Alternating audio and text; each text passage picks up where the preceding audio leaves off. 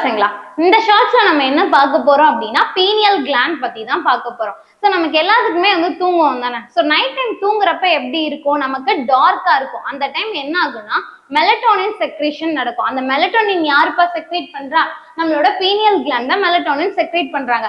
So dark ரீஜனா இருக்கப்ப melatonin secretion ஜாஸ்தி இருக்கும், நமக்கு நல்ல ஸ்லீப் கிடைக்கும். அதுவே லைட்லாம் இருக்கப்ப எப்படி இருக்கும், மெலட்டோனின் செக்ரேஷன் வந்து கம்மியா தான் இருக்கும். அப்ப ஸ்லீப் சைக்கிளுமே எப்படி இருக்கும்னா தட் இஸ் ஆல்சோ லோன். அதே மாதிரி ஏஜ்டு பீப்புள்ஸ் எல்லாம் பாக்குறப்ப அவங்களுக்கு மெலட்டோனின் செக்ரேஷன் ஏஜ் ஆக ஆக என்ன ஆகும்னா ரெடியூஸ் ஆயிட்டே இருக்கும். ஸோ அதனாலதான் என்னன்னா ஏஜ்டு பீப்புள்ஸ்க்கு கூட ஸ்லீப் வந்து டிஃபிகல்ட்டியா இருக்கு. ஸோ அதுதான் என்ன சொல்லியிருக்காங்க, it produces and regulates hormones most notably melatonin தான் வந்து செக்ரேட் பண்றாங்க. ஸோ இவங்க என்ன ஹெல்ப் பண்றாங்க அப்படின்னா which helps in sleep wake cycle, அதாவது சர்க்கேடியன் ரிதத்துக்கு தான் ஹெல்ப் பண்றாங்க. ஸோ இதெல்லாம் நம்ம என்ன தெரிஞ்சுக்கணும், டார்க்னஸ்ல வந்து மெலட்டோனின் செக்ரேஷன் ஜாஸ்தி இருக்கும். ஸோ ஸ்லீப் சைக்கிள் நல்லாவே இருக்கும். பட் லைட் ரீஜன்ல மெலட்டோனின் செக்ரேஷன் வந்து கம்மியா தான் இருக்கும். ஸோ ஸ்லீப்பும் அதுக்கேற்ற மாதிரி லோவா தான் இருக்கும். ஓகேங்களா, தேங்க்யூ.